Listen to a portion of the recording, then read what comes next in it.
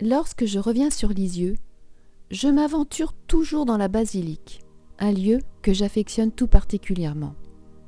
Classé monument historique en 2010 et labellisé patrimoine du XXe siècle, la basilique est indissociable de Sainte-Thérèse.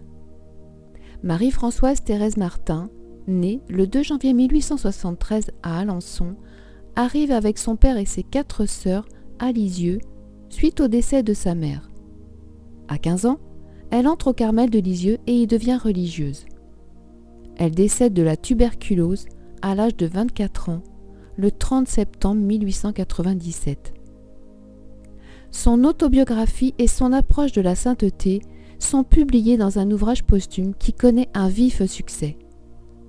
La canonisation de la petite Thérèse en 1925 accroît le nombre de pèlerins.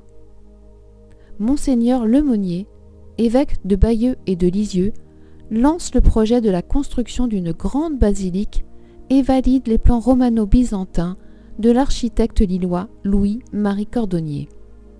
Ce projet est soutenu par le pape Pie XI, qui considérait Sainte-Thérèse comme l'étoile de son pontificat. Les travaux commencent en 1929 et la consécration a lieu en 1954.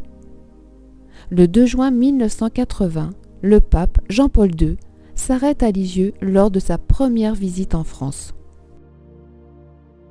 Avec son vaste parvis et son escalier monumental, la basilique est l'une des plus grandes églises construites au XXe siècle, avec une superficie de 4500 m². L'ensemble du sanctuaire comprend la basilique élevée au-dessus d'une vaste crypte souterraine, un parvis dominé par un campanile, un chemin de croix et des bâtiments de service liés au pèlerinage. Ces mensurations sont imposantes, 104 mètres de longueur, 97 de hauteur, 28 de diamètre pour le dôme et 50 mètres de hauteur pour la coupole.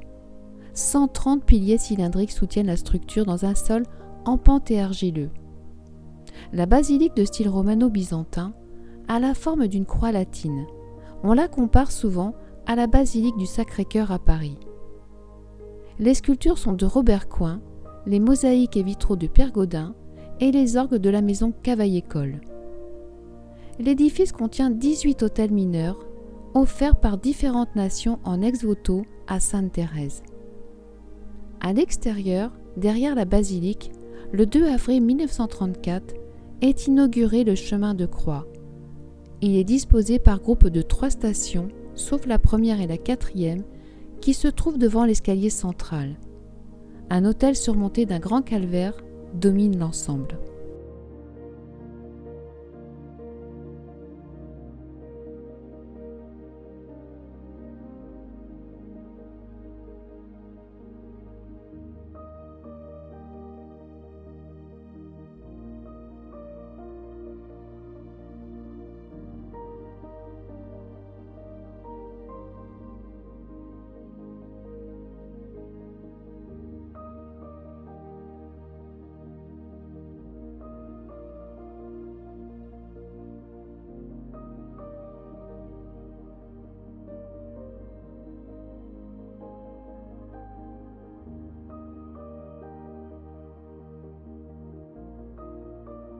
Le dernier endroit où je vous emmène est la crypte de la basilique.